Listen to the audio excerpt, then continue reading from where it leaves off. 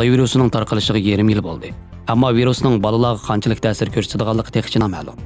Bolalarning yuqumlanish xavfi cho'nglarga qaraganda qanchalik? Qizish va burnidan so'yiqish zukam alomatimi yoki Xitoy virusining alomatimi? Ular alomatsiz to'shig'ichimi? Virusni uyga kelib kelamdi qatorliq masalalarda olimlarning yangi bayqashlarini ko'rib boqaylik. Angliyada Xitoy virusi yuqum ahvoli qisqa vaqt pasaygan bo'lsa-mu, sentabr oyida yuqumlanganlar shiddat bilan ko'paygan. Maktab burunqidek normal o'qish boshlagan. Nurg'un ota-onalar bolalarini qo'g'dash bilan o'qishni davomlashtirish o'rtasida ishlanmoqda. Sentabr oyida Angliya boshlang'ich va o'rta maktablarda o'qish ochilgandan keyingi 2 hafta ichida yuzlagan maktablarning Xitoy virusi bilan yuqumlanganligi bayqalgan va darsxonalarni taqashqa, bolalarni uyda karantin qilishga majbur bo'lgan. Angliya ommaviy sog'lomlik sonliq ma'lumotlariga qaraganda 3-oydan 7-oygacha Xitoy virusi tarqalganda yuqumlangan bolalar umumiy sonning 1%ni egallagan.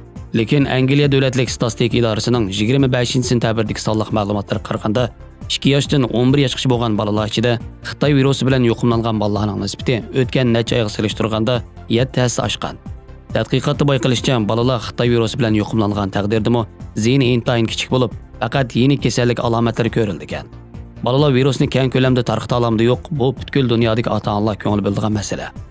Har qaysi davlatlardan kelgan olimlar tadqiq qilyapti. Hozircha aniq yakun yo'q.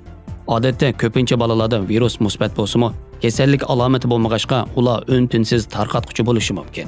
Ammo cho'nglarning bolalar tarafidan yuqumlanish ehtimolligi to'van deb qaralgan. Bu so'zni qo'llaydigan bir nazariya shuki, bolalarning nafaslanishi cho'nglardan kichik. Ularning bo'yi pakar bo'lg'achqa nafaslangan yo'talganda burnidan va og'zidan chiqqan havo yerga yaqin bo'lg'achqa virus ep yurgan tomchilar tezlik yo'qoladi ekan.